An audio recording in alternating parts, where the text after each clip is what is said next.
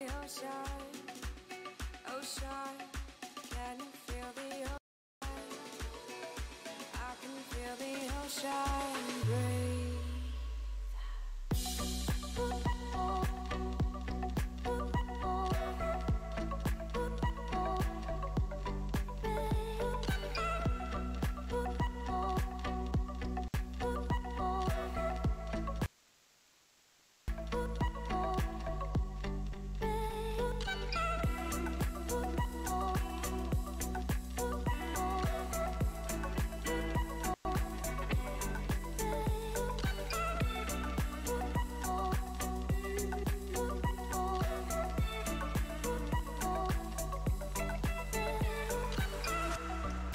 I can feel the ocean.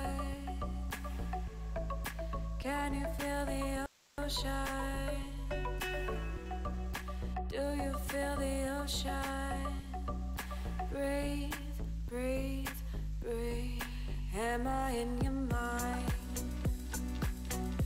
Do I occupy all your time? Is my name woven in every line?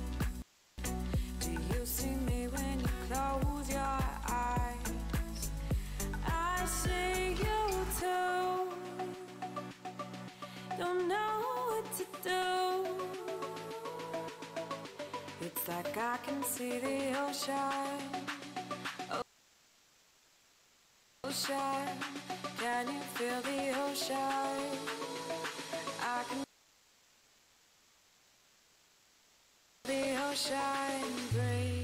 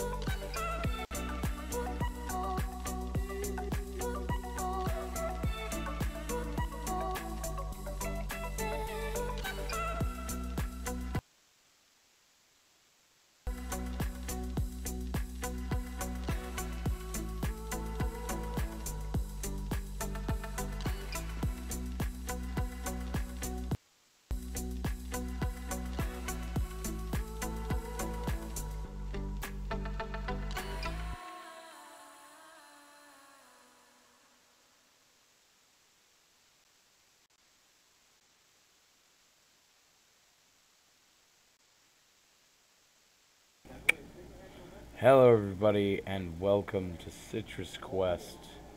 I am already having some technical difficulties here, so you're gonna have to give me some slack while I get everything running. Sorry about that.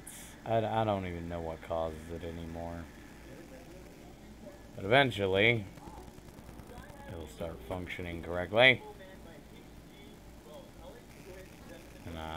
You'll be able to hear anything other than just my sad, single, solitary voice, which is all you can hear right now, which is mildly depressing. God damn it. Fucking work.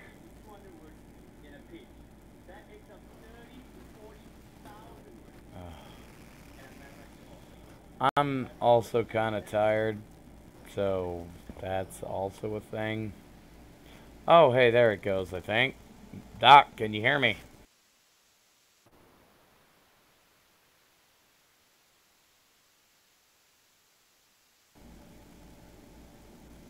Doc, can you hear me? Is my connection really that bad? Doc! God damn it, hang on.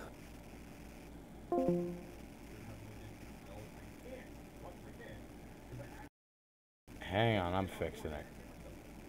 Authenticating.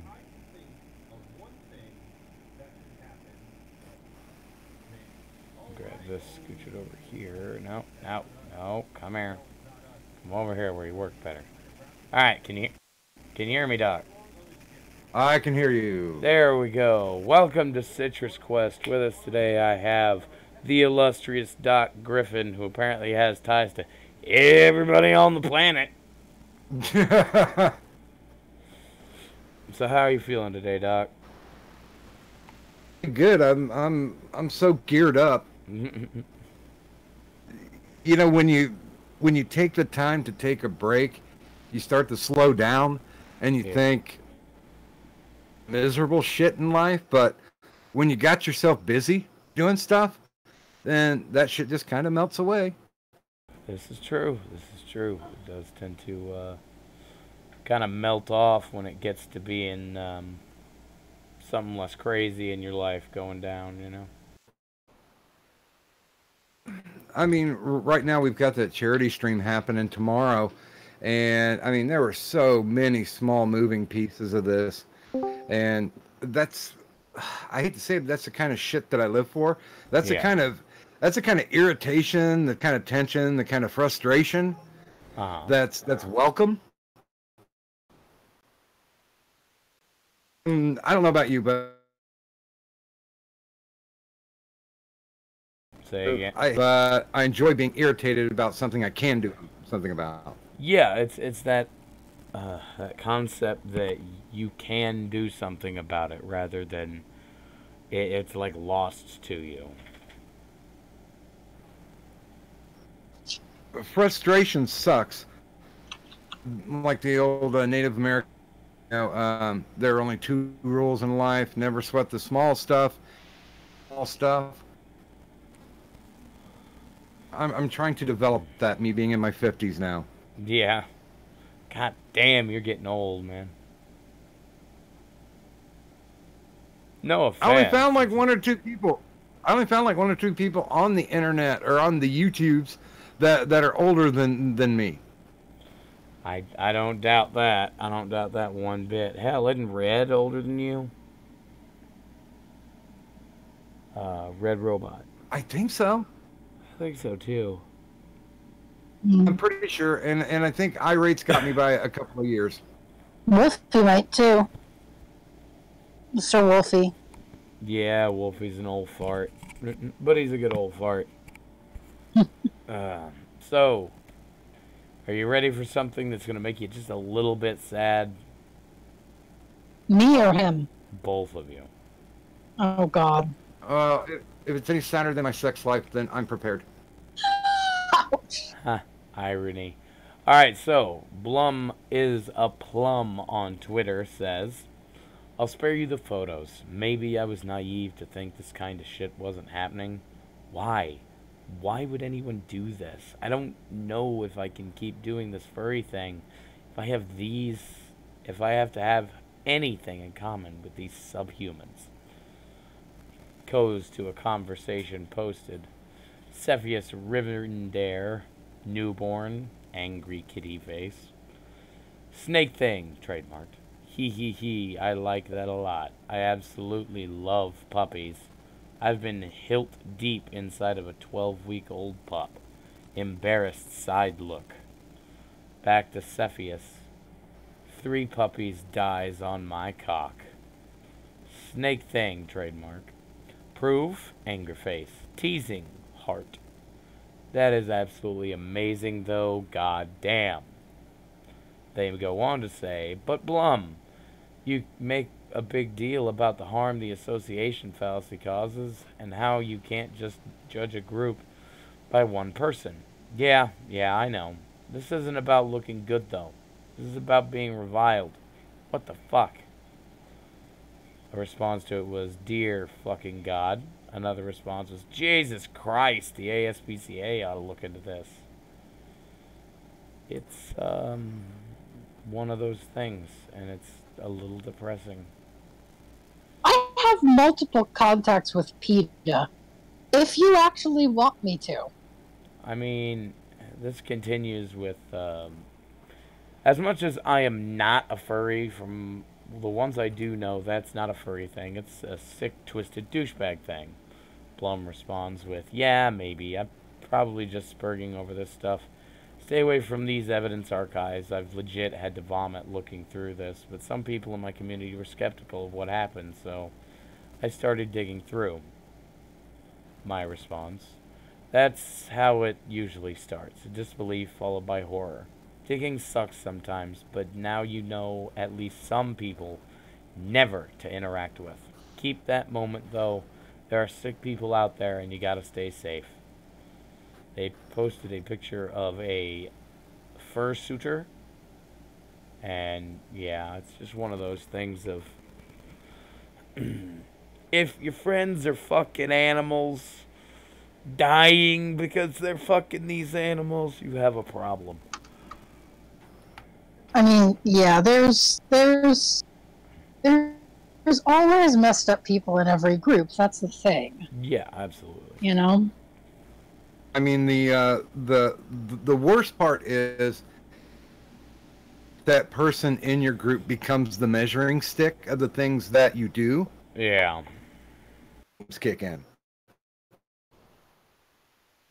That's what we call the guilt by association fallacy. But see, the thing is, though, like the issue with that, and what I think needs to be something that we're more educated on, is that that's actually just an in-group, out-group bias to begin with. Yeah. When you look at social psychology, people who are part of a group can see how diverse the opinions of their group are. I mean, just look at how Republicans respond to other Republicans and Democrats respond to other Democrats. You'll have people say, like, well, my group is, you know, so diverse. I mean, we're a big tent, basically. It's like there's a lot of diversity of thought in the Republican Party. For example, they'd say, oh, but there's none in the Democrat Party. And the Democrats would say, well, no, all Republicans are just, you know, conservative Christians, which of course they're not. And somehow try to, like, lump that all together with all of the other things going on. I gotta right pee now, real quick. Like, sorry. I'll be right back. Okay. Just keep this train of thought running. Yeah, I mean, you know, and so that becomes like this thing where it's like people will be like, you know, my group is so diverse in its thought and theirs just isn't. And how dare they be closed-minded when we have people of all sorts in our group?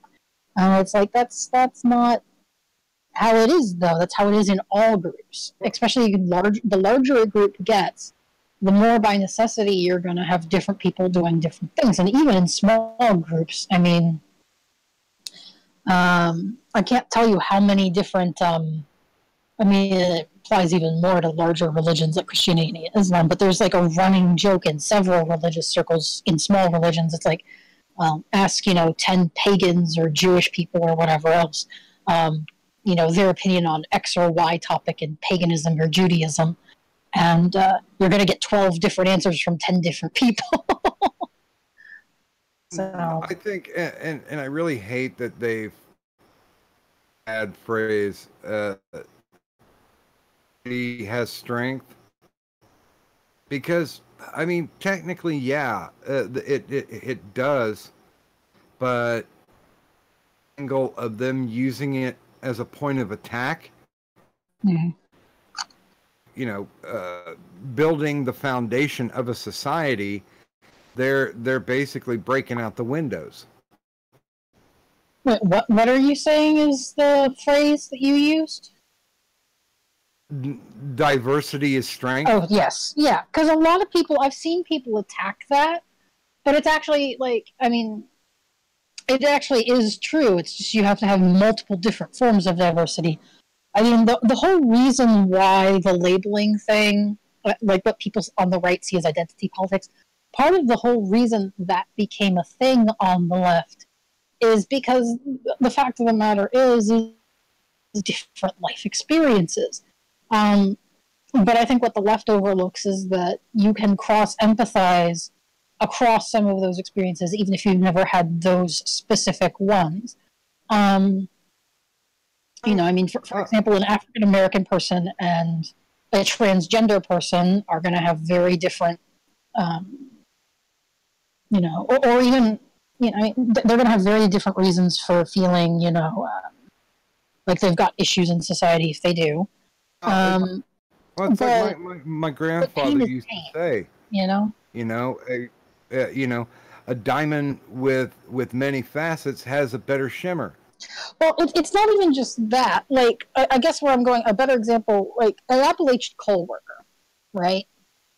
They have certain issues going on in life in terms of poverty, in terms of like what the situation is out there in Kentucky, or in West Virginia or whatever else.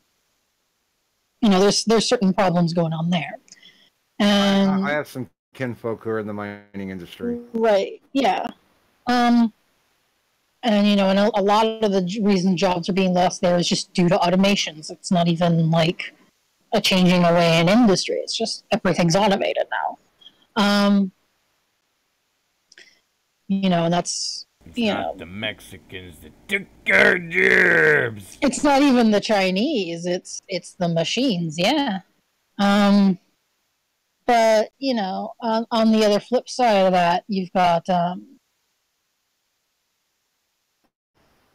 I mean, it's like you've got Appalachian coal workers on the one hand, and then on the other side, you've got like, it's like say an inner city black family has got its own issues that's going on, and it's like people like the left will bring up like lead paint and this and that and the other, and it's like because those are the communities that are more likely to have issues like what Flint, Michigan had with lead in the water too, and stuff like that. Uh, and ways that things will be dumped towards certain sides of certain cities and whatnot else. And it's like the thing is though, and MLK recognized this, even though that's like the favorite, like, oh, I said that name on the left these days. Yeah. But he recognized that. He recognized that actually, like the Appalachian community and poor people have the thing is even though to a leftist intersectional lens those two communities, the fact of the matter is in terms of sometimes getting dealt with in terms of like what actually impacts their abilities to move forward in life, there's actually more similar than different. And if you can get past the surface level thing of like a distrust of certain accents, because that happens all the time to people from the hills. People won't trust their accent because it just immediately comes off as uneducated and ignorant. And Yeah. it's like, well, the sad part is, it's like if you look at stereotypes that certain people have of the African American community, you know, certain racists would have for that. It's like, I mean, that's actually a point of where they could empathize with one another too, honestly. It's just that they do it to each other. Because people are playing two sides of the coin against the middle. But the fact of the matter is, there's a lot more that should be that diverse from one another together, but they're being played on opposite sides of the politics. So yeah, no, I mean it's just one of those things where it's like people think that their group is so diverse and the other one is just so different, but it's like the thing is we are all just human beings, and even though we have different causes for things like pain, even though we have different causes for what brings us joy, at the same time, pain is pain, joy is joy, hunger is hunger. You know what I'm saying? Yeah. There's certain experiences that are just human. Essentially, my point with the whole diversity is our strength is that they basically use it to tip their spears. They're preaching for slam down other people's throats. It's having the exact opposite effect. You're not bringing people together because of their individual strengths or their skill sets. Form them to a specific type of skill set or belief, which diminishes everything. That's true on quote unquote both sides too, I think, lately. I mean, the left. That's a blanket statement. Yeah. Like, because the left will do it through like stereotyping and assuming everyone goes to this one stereotype, and if you're not a good example of what your stereotype is supposed to be, shame on you, in some ways.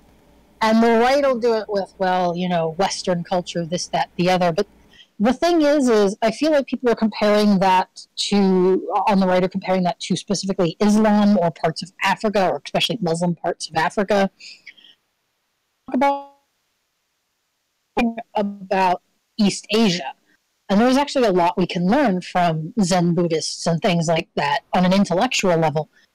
Different ways of looking at the world that in some ways are more compatible with science than our own. So it's like... So you're thinking that they could teach me how to actually like the smell of incense? Possibly, you never know. There's actually there's actually a very good illustration of that. This one old Chinese painting, and it shows Confucius, Lao Tzu, and Buddha sitting around a pot of vinegar. And, you know, Confucius sticks his finger in, and he has a very sour, angry look on his face because they spoiled the wine. Buddha sticks his finger in, and he just looks sad when he tastes the vinegar because it's bitter, like life is bitter. Lao Tzu sticks his finger in, and he puts a big old smile on his face because the vinegar tastes exactly how vinegar is supposed to taste. No, yeah, I mean, how people are lighting up nowadays because it's a more simplistic we get, the easier it is to be in your beliefs. Mm-hmm. At one side saying, "Hey, look at us. This is the way that you're supposed to be." Then you have the other side, look at them. You definitely don't want to be like them. You're using specifically... Oh, yeah, bumper sticker politics. But it's the exact same thing. It's the you don't want to be like these guys. In a different way. Yeah, the common enemy thing that people do, yes.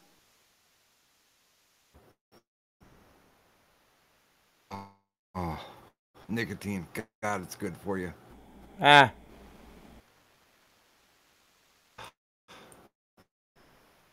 Well, don't let me interrupt you also. Seemed like you were pretty interested in the conversation you were having. It says hi. Who says hi? And says hi. And I think he was asking who says hi. Yeah. Said hi. Okay, there you go. He would come on, but Uzi's a little under the weather. Oh, that's fine. Tell him I said get well soon. But the important part was that he said hi. Yeah, no, that's cool. So Halloween's coming up. Thoughts? I'm gonna have a lot of fun this Halloween. That's all I can say. My wedding anniversary is October 31st. Oh, that's cool. There's no way I would ever get married unless we could have a costume party. Nice. What better date than October 31st? And she's been putting up with me for about a decade now. Jesus. Aww. Wait, about a decade? So you don't actually know which anniversary this is? No, it's our 10th anniversary coming up. Okay. Very cool. Oh, no, you can't pull that. Even though my memory has been damaged by the strokes that I've had, I've got this little notebook that I carry around with me. Nice. Me, I just go to the back pocket and flip that thing open. Very nice. What old people do. No. Trust me, I've had a concussion before. I get it. I had a few of those too. Those are kind of fun. Did you ever get the type of concussion where you get the fluid leaking out of your ears? No. Thankfully, no. Those are interesting. I've had transcortical fluid aphasia, though. That's super awesome. Since my brain is not super big, a swelling going on when I get my concussions. I'm up to 15 now. I've had 3 major and oh my, that's a lot of damage. I had a medium-sized one, and it affected the language centers in my brain, so that was fun. Yeah, the first time that it was so funny. I fell off a truck going about 50 miles an hour. Oh my. Okay, so you've really been through it. Well, I hit a gravel patch. Oh, jeez. Was picking gravel out of my hair, and she's like, "What's that stuff?" And I'm like, "What's what?" And I reached over to my ear, and this clear fluid was coming out my oh, ow! right ear. Just ow! I'm sorry. They're like, "We think you need to go to the hospital," and I was like, "Yeah, you just might be right." Yeah. I'm sorry.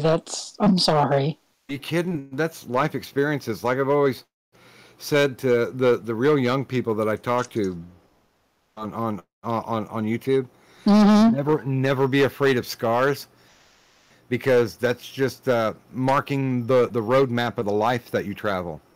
I guess that's one way of looking at it. Yeah. They're better than tattoos, and usually you have a good story with a scar. More than a tattoo. Like, instead of, I got drunk at spring break, so that's this tramp stamp. Oh, jeez.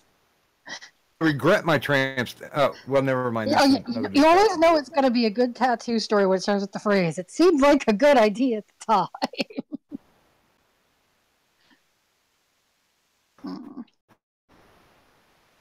I've been around a lot of people with a lot of ink. Although I still cannot condone it's tattooed above the neck. Unless you've gone bald and you tattoo your head for some, like the back of your head where your hair was for some reason. Well, one of my great aunts, I guess, can make sense. Tattooed. Cool. I knew that was a thing. Mm-hmm. We're doing it back in the 60s. Cool. Yeah, because it was like, why doesn't your mascara ever run when you cry? Oh, wow, she got her makeup tattooed on. That's wild. She got complete eyeliner. Huh. She did the eyebrows, but she did it in like a way made them look thicker. Did they? Yeah, they did. Kind of scary. It's like one of those pictures that you see up in your parents' or your grandparents' house of somebody you don't know. God, wherever you walked in the room, the eyes were still following you. Shit, that kind of creepy. Gotcha.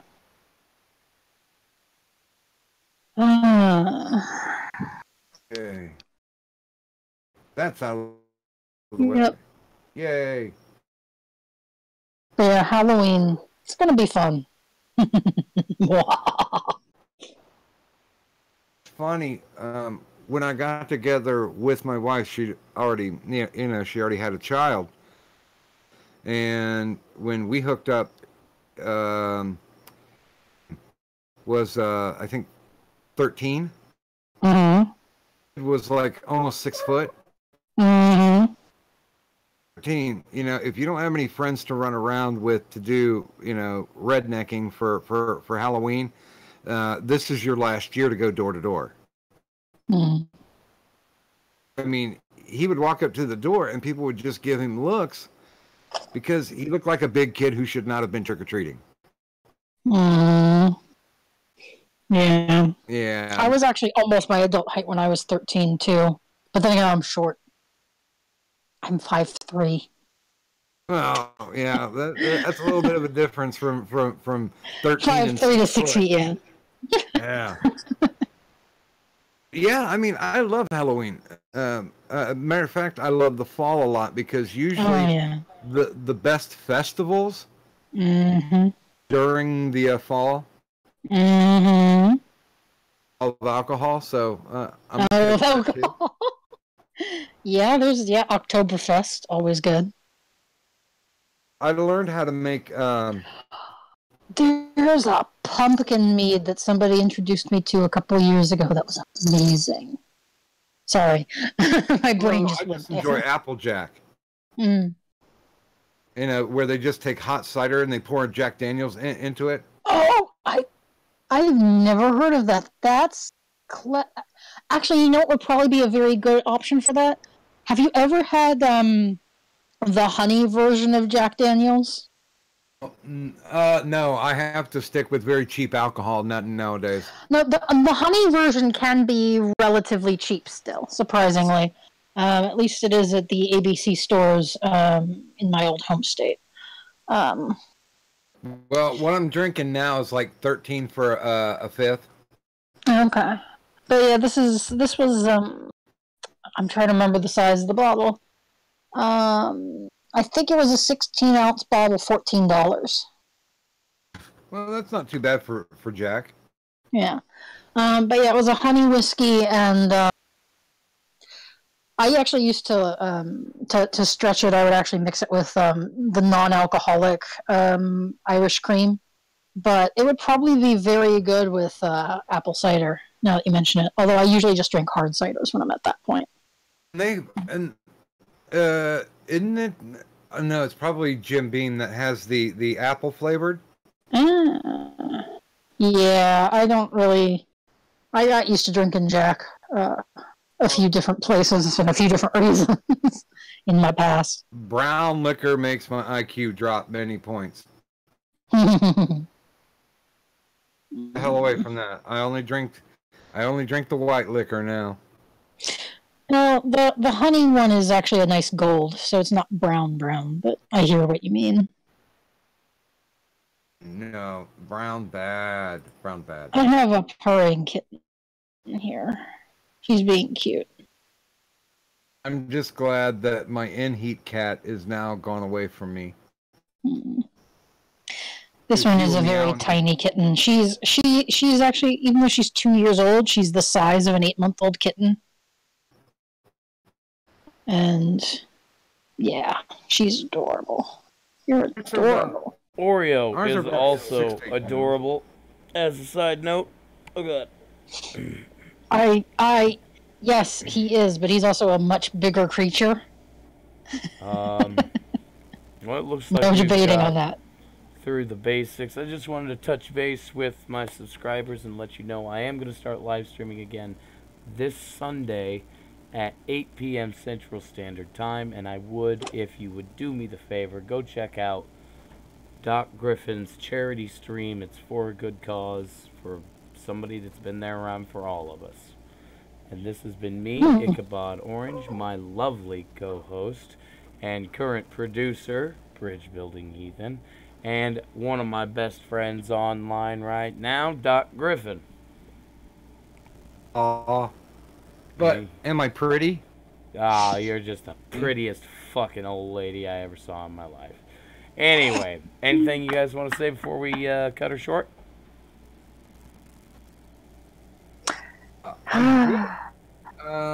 If you guys are bored and have nothing else to do, 8 p.m. Eastern, that's when I normally run my gimmick, The Cure for the Common Interview.